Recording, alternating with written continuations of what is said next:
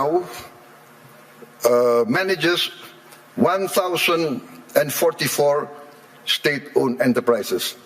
We are going to bring this down to around, at most, 300. We will rationalize, we will get rid of inefficiency.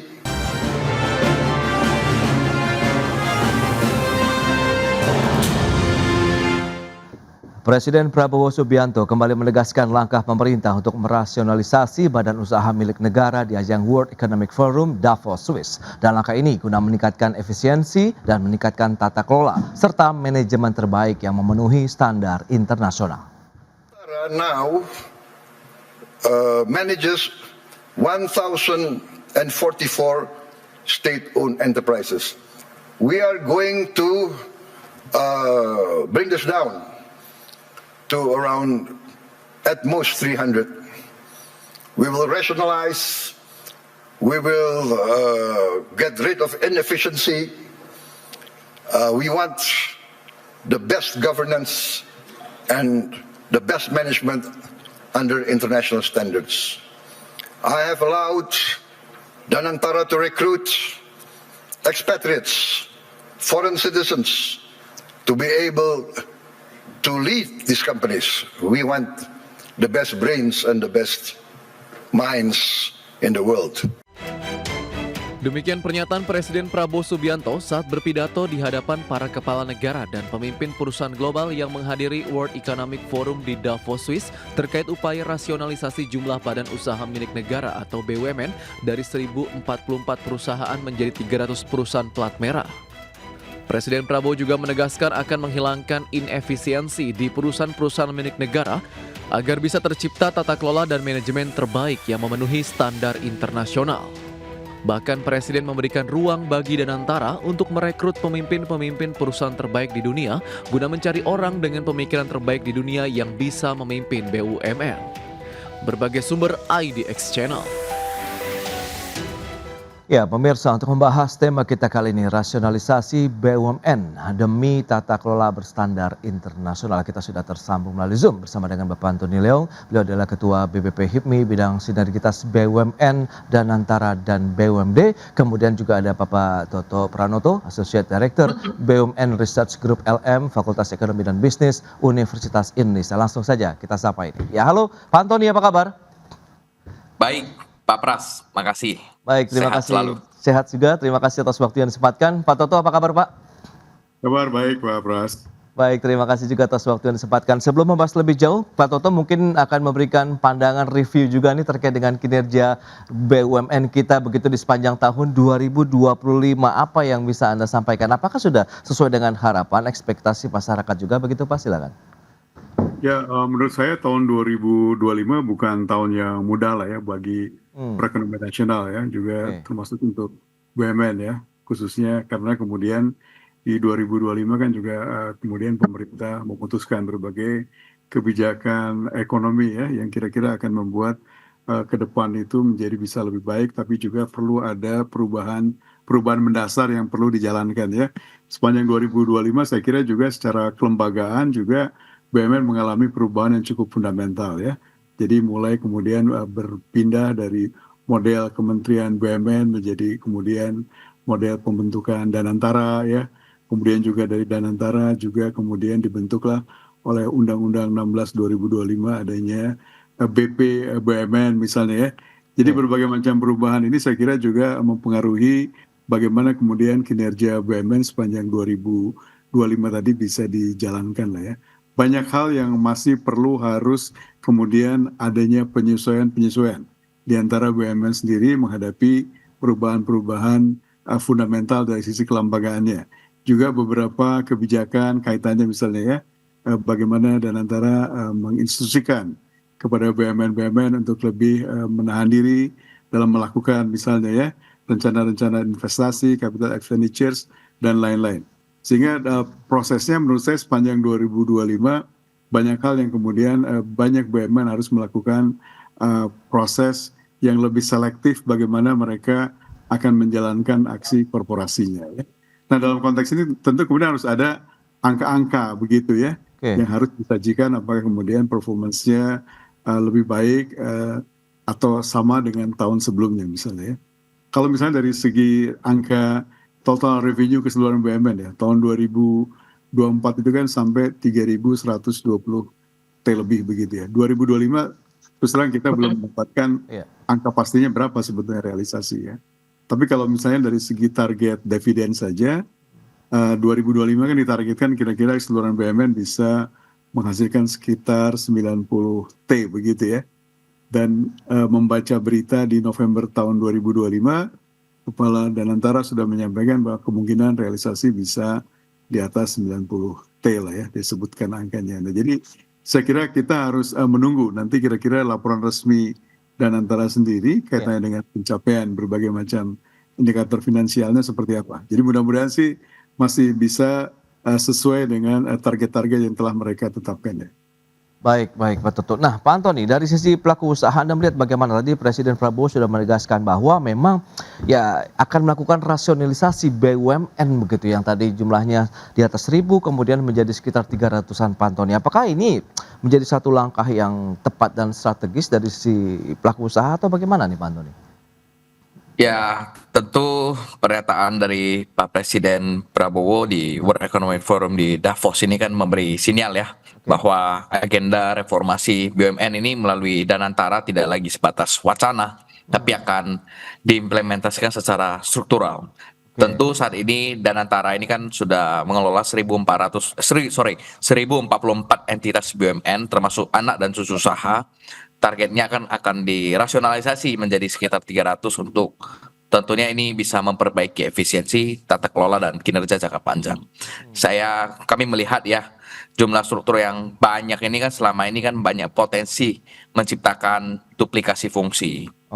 Kompleksitas dalam pengelolaan yang tidak sebanding dengan produktivitasnya. Tentu dengan fokus pada entitas yang nanti kontribusinya strategis terhadap perekonomian nasional, Danantara dapat meningkatkan ya nilai tambah value added BUMN secara keseluruhan. Tapi memang perlu diperhatikan langkah-langkah solusi yang relevan dalam memastikan proses ini terus berjalan efektif dan efisien. Baik ya, itu dia berarti memang suatu langkah yang strategis ya untuk bisa merucutkan begitu menjadi 300 perusahaan BUMN yang memang tadi sudah disampaikan nanti akan berstandar internasional. Nah Pak Totoan, menurut Anda bagaimana? Dari 1.044 kemudian menjadi 300, lantas seberapa tinggi juga kalau kita lihat urgensi dari upaya rasionalisasi BUMN ini begitu Pak Toto? Ya, meskipun angka-angkanya misalnya jumlahnya sampai di atas 1.000 ya, tapi kan secara kinerja itu nggak terlalu bagus lah ya. Artinya keseluruhan BUMN itu kan kondisinya Pareto ya. Jadi ada banyak BUMN tapi kira-kira hanya sedikit BUMN saja yang memiliki kinerja bagus yang bisa menyumbangkan baik dari sisi revenue maupun profit begitu ya. Sehingga saya kira langkah yang sudah dijalankan oleh pemerintah lewat pembentukan Danantara kan sebetulnya dalam rangka juga proses bagaimana pengelolaan BUMN bisa menjadi lebih baik. Jadi rasionalisasi ini menurut saya juga suatu langkah ya. Bahwa kedepannya nanti kemudian Indonesia mungkin akan lebih memiliki sedikit BUMN tapi lebih memiliki daya saing yang lebih kuat lah begitu ya. Sehingga harapannya tentu dengan rasionalisasi ini nanti fokus dari Danantara dalam pengelolaan BUMN juga bisa lebih kuat. Scope of control-nya itu juga bisa lebih baik lah begitu. Sehingga tidak terlalu banyak BUMN yang harus mereka kontrol begitu ya.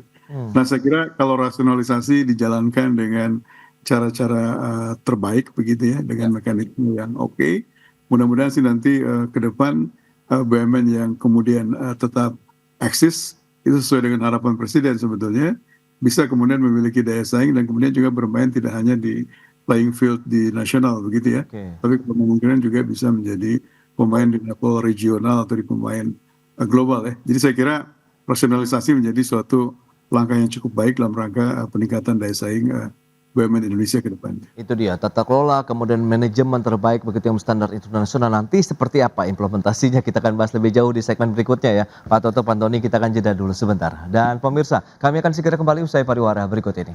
Ya, terima kasih Anda masih bergabung bersama kami dalam Market Review, pemirsa. Dan berikut ini kita akan cermati bersama perusahaan-perusahaan plat merah ataupun BUMN dengan laba bersih terbesar di sepanjang tahun 2024 secara full year. Kita akan cermati mana saja. Ini dia, seperti yang bisa Anda saksikan di layar televisi Anda.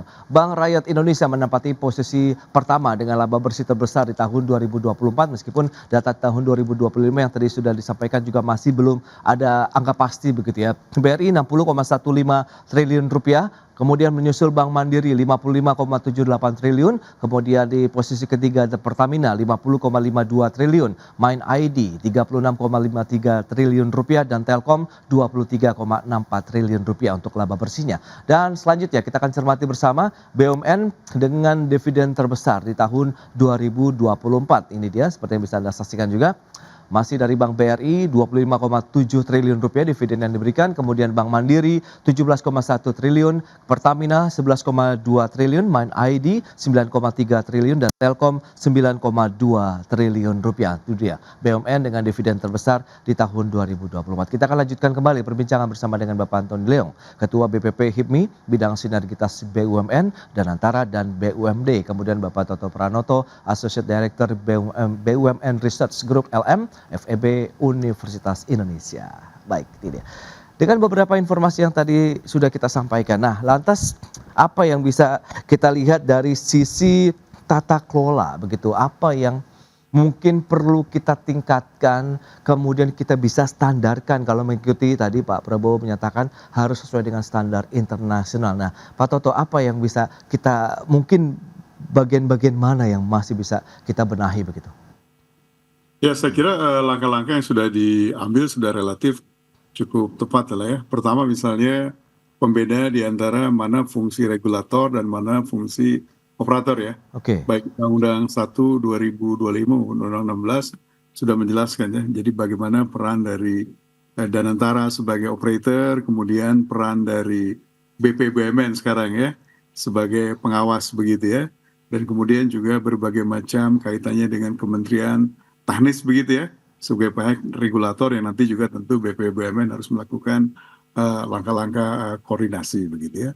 Kedua juga saya kira sudah mulai disampaikan tadi Presiden juga dalam pidatonya sudah sampaikan bahwa kemudian kami akan melakukan juga rekrutmen ya para profesional sebagai pengelola. Saya kira juga ini menjadi salah satu kata kunci ya, bagaimana nanti kemudian para profesional ini juga diharapkan ya memiliki model di mana tata kelola yang mereka bawa dari perusahaan-perusahaan lebih baik bisa kemudian masuk diimplementasikan pada perusahaan-perusahaan BUMN di mana mereka akan masuklah begitu ya. Dan yang ketiga juga saya kira adalah bagaimana kemudian aspek hukumnya akan ditegakkan secara lebih jelas begitu ya. Jadi mudah-mudahan sih ke depan ini implementasi dari penegakan hukumnya juga bisa jalan nih tanda petik ya tanpa tebang pilih sehingga kemudian implementasi dari good corporate governance bisa dijalankan dengan lebih baik di BUMN kita ya. Jadi dengan model-model tadi ya harapannya tata kelola bisa dilakukan dengan lebih baik dan juga kemudian aspek penegakan hukum juga lebih baik sehingga jalannya pengelolaan BUMN juga mudah-mudahan ke depan bisa dilaksanakan dengan lebih baik juga. Baik Pak Toto, nah dari HIPMI, lantas bagaimana kalau kita bicara mengenai tata kelola tadi manajemen perusahaan-perusahaan plat merah ini yang masih perlu dibenahi dari kacamata dunia usaha begitu khususnya dari pihak swasta, HIPMI silakan. Ya masih di mute Pak. Oke, makasih Pak Pras. Tentu ketika bicara standar internasional kan seperti transparansi, akuntabilitas dan bagaimana profesionalisme ya masih menjadi satu tantangan dalam penerapannya di Indonesia. Bukan karena konsepnya tidak dipahami, tapi karena konsistensi biasanya di lapangan yang belum merata. Secara regulasi kan Indonesia sudah ada terkait undang-undang yang keterbukaan informasi dan sebagainya di Undang-Undang Nomor 14 Tahun 2008. Tapi tentu masih banyak SDM-SDM yang memang tumpang tindih, misalkan SDM yang memang secara kewenangan juga tidak sama dan juga ada tumpang tindih kewenangan dan kultur organisasi yang biasanya masih toleran terhadap praktik yang tidak efisien, tidak digitalized dan sebagainya. Tentu tantangan lain seperti kapasitas sumber daya manusia sistem antar institusi, Oke. biasanya tidak semua BUMN memiliki standar manajemen resiko yang sama, Pak Pras. Oke. Kita lihat yang BUMN kelas A sama kelas B, kelas C ini kan biasanya berbeda juga, dan tentunya solusinya adalah perlu bersifat struktural dan sustainability, keberlanjutan. Tentunya yang pertama perlu dilahirkan satu penguatan sistem, bukan hanya sekedar individu, tapi melalui standarisasi proses, digitalisasi end to end, dan integrasi antar lembaga. Dan kedua, terkait peningkatan kualitas sumber daya manusia perlu difikirkan secara lebih komprehensif, khususnya pada level manajerial dan juga pengambil keputusan dengan pelatihan yang relevan dan tentunya berbasis data dan juga kebutuhan-kebutuhan seperti standar internasional. Tentunya ketiga, kami dari HIPMI tentu penekanannya adalah bagaimana kolaborasi dengan sektor swasta dan asosiasi usaha, termasuk HIPMI, dalam mendorong bagaimana budaya profesional, transparan, dan akuntabel dalam melahirkan satu ekosistem bisnis nasional yang lebih baik lagi ke depan. Nah, itu dia menarik. Lantas Pak Antoni, apakah rasionalisasi BUMN ini justru akan membuka ruang persaingan yang lebih sehatkah begitu dengan pihak swasta ataupun mungkin UMKM juga di dalamnya di sana, atau bagaimana Anda melihatnya? Ya, tentu kami melihat ya ketika ada rasionalisasi ini sebuah langkah yang sangat strategis, pada prinsipnya sangat positif bagi kami di iklim investasi di dunia usaha, karena tidak saling berantem lagi. Jangan sampai semua sektor bisnis, semua sektor dunia usaha diambil oleh BUMN sepenuhnya. Dari perspektif kami tentu rasionalisasi ini kan hal yang baik melalui satu merger atau holdingisasi dan juga penajaman core bisnis. Saya mendengar beberapa paparan dari Pak Doni Oskaria di berbagai forum. Tentu saya lihat persaingan dari usaha dan persaingan usaha swasta dan BUMN tentu akan semakin rapih ke depan, karena core of business dari BUMN ini ditajamkan. Contoh misalkan Pertamina dengan sektor oil and gas tentu akan fokus di oil and gas, tidak lagi masuk dalam bisnis hospitality, hotel dan sebagainya. Dan ini kami sangat mengapresiasi, dan tentunya perlu dibedakan juga Pak Pras antara BUMN yang melakukan fungsi pelayanan PSO, Public Service Obligation, dan juga BUMN yang dalam hal ini mencari keuntungan.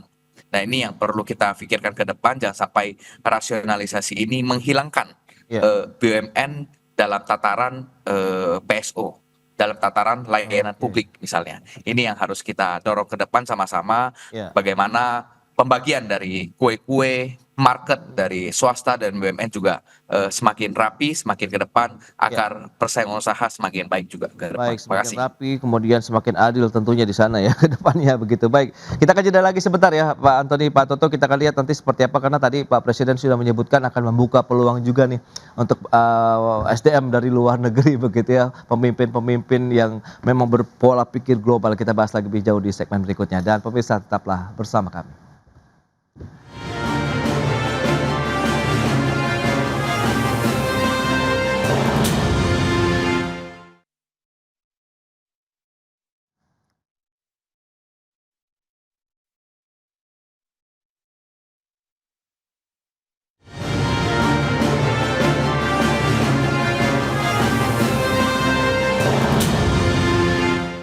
Ya, Anda masih menyaksikan Market Review. Kita lanjutkan kembali perbincangan bersama dengan Bapak Antoni Leong, Ketua BBP, HIPMI Bidang Sinergitas BUMN dan Antara dan BUMD, kemudian Bapak Toto Pranoto, Associate Director BUMN Research Group LM, Fakultas Ekonomi dan Bisnis Universitas Indonesia. Nah, Pak Toto, tadi juga di awal sudah disampaikan begitu ya oleh Pak Presiden bahwa akan membuka peluang nih bagi ekspatriat, khususnya pemimpin-pemimpin perusahaan global begitu ya, untuk ikut terlibat dalam mengelola BUMN, sehingga tadi standarnya mengikuti standar internasional begitu Pak Toto. Menurut Anda ini satu langkah yang bijak kah, atau memang di sana diharapkan ya mungkin transfer ilmu di sana kah, atau manajerial? Silahkan Pak Toto, seperti apa nih baiknya? Ya, saya kira kan keinginan Danantara atau juga Presiden ya ingin membawa BUMN Indonesia ke depan, bukan hanya ada di level nasional saja ya, tapi juga bisa berkembang masuk ke level global ya. Nah, tentu dalam konteks ini dibutuhkan bukan saja orang-orang yang berpengalaman di lokal, tapi juga orang-orang yang sudah memang punya pengalaman bagaimana membawa perusahaan bersaing di kancah global. Jadi kalau kemudian Danantara membuka kesempatan ya bagi expatriate ya untuk masuk memperkuat jajaran perusahaan-perusahaan negara ini, saya kira suatu langkah baik lah ya. Paling tidak expatriate yang masuk itu bisa membawa beberapa poin positif lah. Satu, pertama, misalnya kaitannya dengan pengalaman atau exposures yang mereka miliki begitu ya, di pengalaman sebelumnya begitu loh. Sehingga bisa dimasukkan sebagai istilahnya experience yang bisa membawa BUMN Indonesia punya kinerja yang lebih baik ke depan ya. Kedua juga harapannya tentu mereka juga memiliki track record ya. Jadi terutama kaitannya dengan soal aspek tata kelola. Jadi mudah-mudahan pada saat mereka masuk di BUMN Indonesia juga mereka bisa perkuat bagaimana implementasi tata kelola ini bisa dijalankan dengan baik lah kira-kira begitu ya. Tapi tentu juga ada beberapa masukan-masukan yang harus diperhatikan ya. Kalau expatriate masuk kemudian batasannya apa?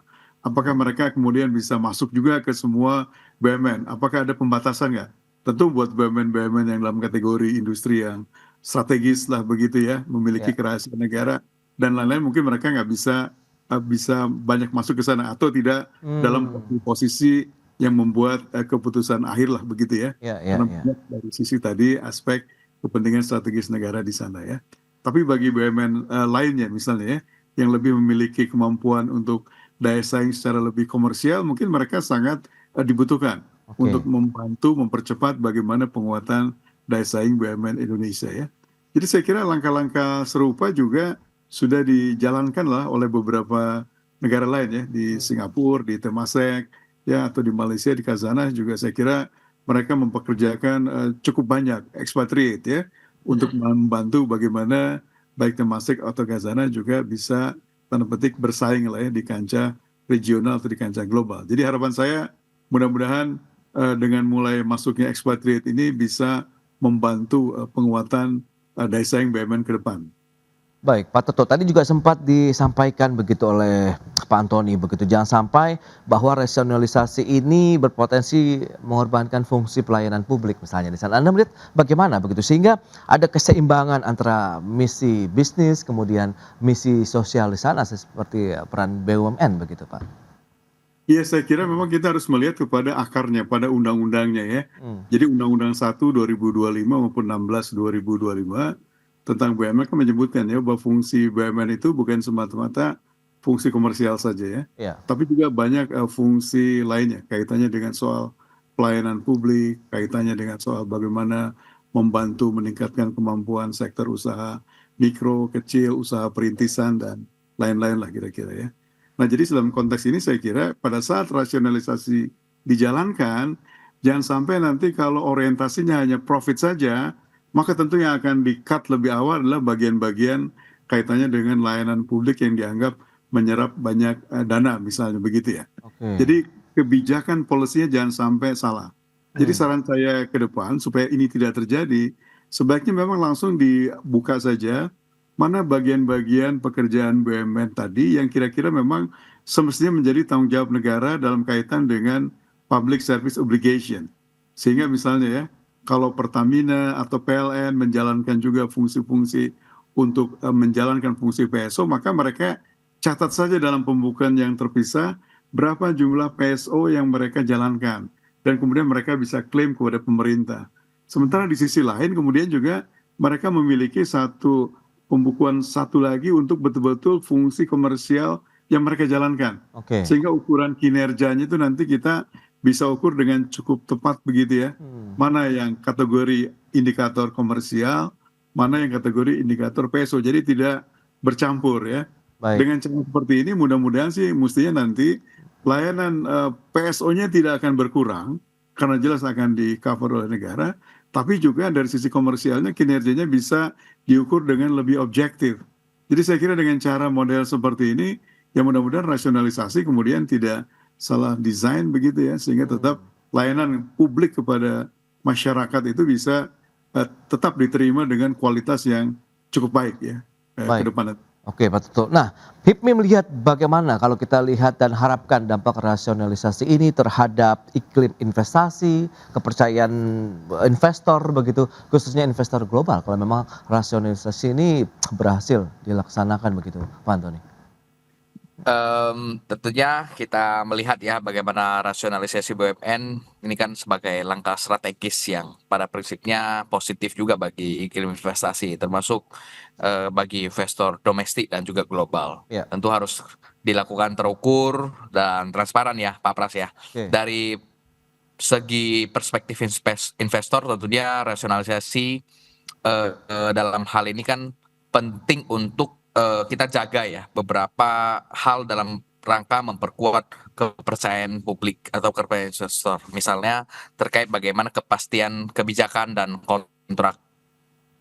Nah, biasanya kan perusahaan-perusahaan yang mau di merger ini kan sudah banyak berinteraksi juga dengan stakeholder luar, dengan perusahaan-perusahaan luar, dengan perusahaan-perusahaan yang mau bermitra, entah itu perusahaan domestik ataupun internasional. Nah, ini yang harus dipikirkan bagaimana komitmen bisnis yang sudah berjalan. Nah, ini perlu kita pikirkan nih Pak Pras, jangan sampai rasionalisasi ini ibaratnya langsung ya udah tinggalin mereka semua padahal ada kontrak berjalan. Nah, ini harus dipikirkan secara matang. Bagaimana transparansi dalam prosesnya, termasuk alasan dari restrukturisasi ini kan perlu dihadirkan model bisnis pasca rasionalisasi seperti apa dan mekanisme pengambilan keputusan apakah ini di level cukup di level tataran anak usahanya atau harus di danantara. Nah, ini perlu di-clearkan dalam ya ke depan tentunya ruang kolaborasi ya dengan swasta nasional agar rasionalisasi BUMN tidak menutup akses tapi justru dalam hal menciptakan ekosistem kemitraan yang kompetitif dan baik juga ke depan.